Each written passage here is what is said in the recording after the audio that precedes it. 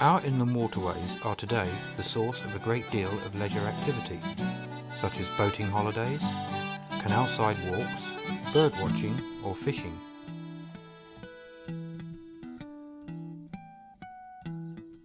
But for Jack and Rose Skinner, every aspect of their lives is inescapably bound up with the Oxford and Grand Union canals. Jack and Rose are both descended from long lines of working boat families, and until 1962 lived and worked on canal boats themselves. They raised 4 children and witnessed the passing of the age of working boats. Their memories and stories allow us a glimpse of a way of life now extinct. We begin with some of their childhood memories.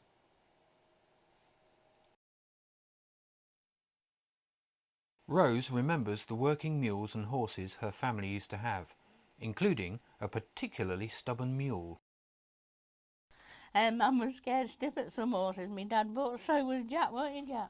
Oh, he did have some mad ones sometimes, Beauty, that was. Just stood there, you told it to go on, it wouldn't go on, you hit it with anything, it wouldn't move for you. And I tell you, it went up them steps one day.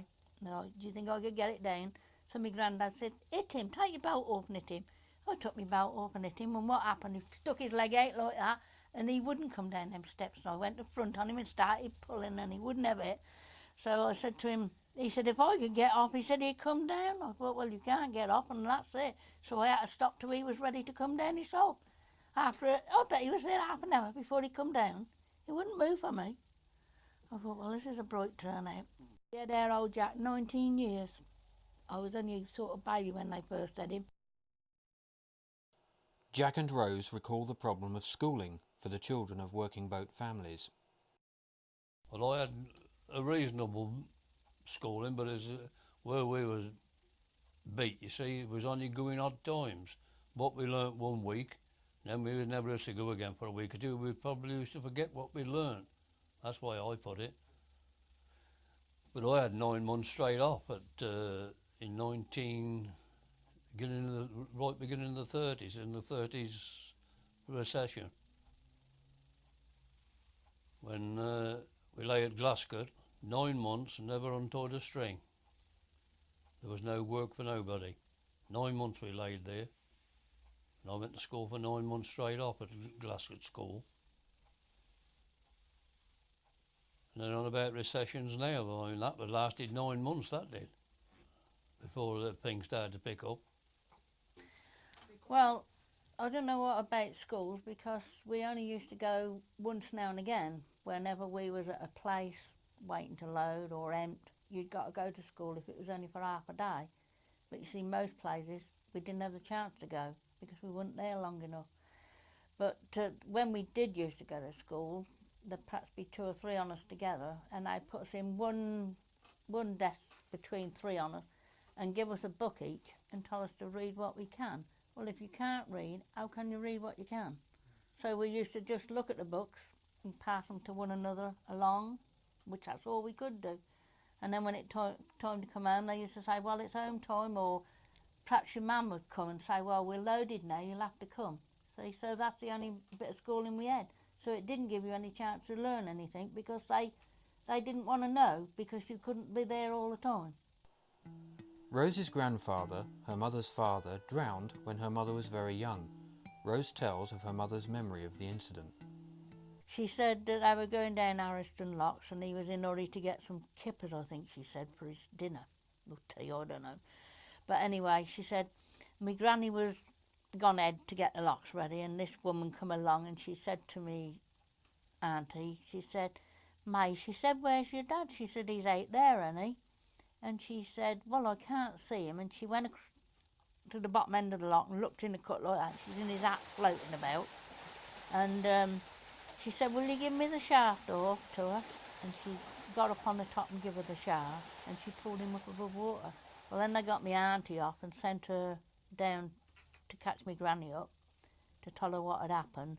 And then Mum didn't know anything else after that, because I was in the cabin seat. She was only about 4. Now a tale of romance in passing, how Jack and Rose met and married. Well, we used to meet on the boats going along and speak to one another, but this one particular time, I took his butty up the lock, well, his parents' butties up the locks to Ariston. So when we got to the top lock, they were going on, and I said to him, if you don't come back and see me tomorrow, I said, I'm finishing with you. I wouldn't even go in with him.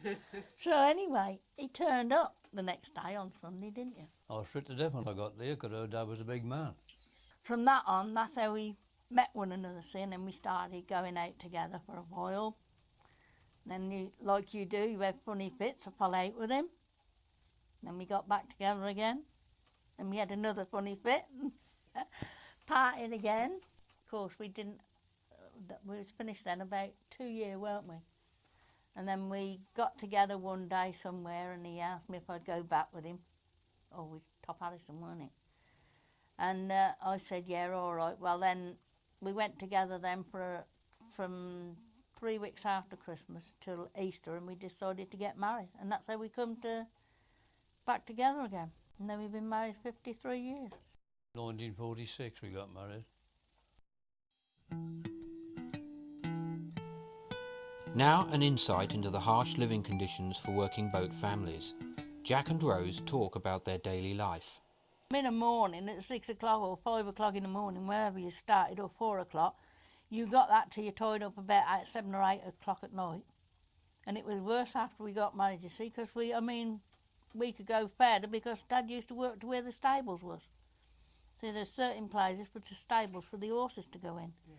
So perhaps you'd say you could get to a place about 7 o'clock, and then perhaps the next stable, it'd take you another couple of 3 hours. Well, he wouldn't go on then that night. We was our own bosses, like we could either go or stop, and when we wasn't urgent, we could either tie up and have a couple of hours somewhere, or we could go. But the quicker we done the journey, the quicker we got our money, because we'd pay with the ton. It was hard in some things. I mean, you had a good many hours to do, and you had a lot to do when there was only 200.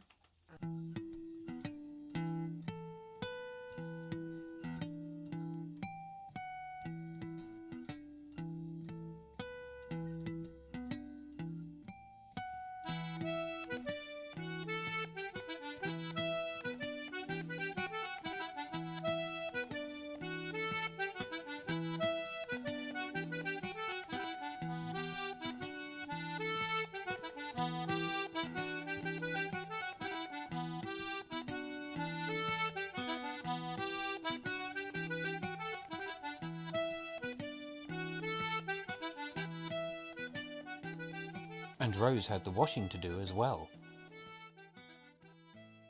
So I do it every trip. And then when the little ones come along, I mean, I used to wash every night for them when we tied up, get their washing done. And I used to have a big saucepan on the range for boiling the nappies, not like I do now, wrap them up and sling them. And of course, if I was steering, I'd try and rub a few out going along, steer with one hand and then loose it when she was all right, give them a rub and then hold in or hold out, whichever way we were going. Then rinse them out and drop them in the boiler and boil them up. Used to put them in the bucket at night, you know, when we was just change them if it was a bit late. We hadn't got time to swindle them out, so we just put them in a bucket of cold water and then do it the next morning, steering. During the Second World War, Jack and Rose carried a very unusual and highly dangerous cargo from Brentford to Birmingham, non-stop. It took them 63 hours. That put years on me, that did. And they told me, well, I didn't know what it was till we got to the other end. It was that, was it nuclear glycerin, is it they call it? Nitroglycerin. Very dangerous cargo. Bottles about that big, about that little chubby ones. And there was, I think it was 4 in a crate. And each crate got so much straw between it, and each crate got a tape connected to a certain bottle in it. They all run into one, then to a certain thing up the back end of the cabin, and if that thing on the, you wouldn't know which bottle had cracked, but it was to give you an idea to get cracking quick. It changed colour, they said. If anything goes wrong with one of them crates, it'll run along that tape and it'll show on that thing on your back end, but you won't know which crate it is, so there's no good looking at it because it don't give the name of the crate or the number of the crate. It just tells you there's a bottle cracked and it's leaking. All we had was the cut copper. It used to meet us every so far on a bridge. He just showed the torch down. You all right, Skip? Yes, sir. Righto, carry on. And then he'd go round perhaps 2-3 more round the road and be on another bridge. And we got the other end, and these blokes was what come tempt us at the other end. They were all dressed in green, like I don't know what to call it now. It was fireproof stuff. Yeah. They got gloves on, helmets on. I thought, good God, what the hell they got all that on for? I found out to finish though. They said one of them bottles of blue burning gum up with it. I thought, good God. Finally, Jack tells of a very important passenger he took on the Oxford Canal in the early 1970s and how, in doing so, he helped to keep the canal from closing. Aubrey Jones, my foreman, he said, John, he said, we've got a problem. I said, what's that? He said, that Barbara Castle's coming, he said, to go through on a boat. And he said, what do you think? I said, well, there's nothing to do with me. I said, you're the foreman. He said, you got any ideas? I said, yeah. Let me go up and get all the pounds filled up today. I said, a rundown. I said, then if the pounds are well full, she should go through all right. But that was another test, see if she could get through on this motorboat, it was a pleasure boat, wasn't it? The Rambler. Water Rambler, they call it. And she got to get through, go through that with no trouble and comfort to up to Spurs Ayford. So I went up to the river at Nell Bridge. My mate was up there. I said, go up to the lock, I said, and get all the paddles up and keep them up, I said. I said, do you see this pound fill up? Because I said, I'm going down to deep lock now. I said, I'm going to get them up there for a couple of 3 hours and send the water down so it'll fill all the pounds up. And that's what we done. I filled all these pounds up and they finished, they had to run some off at night because there was too much in them. But we got her through all right, we got her up to Ayford, and then they upgraded the cut then to grade 3.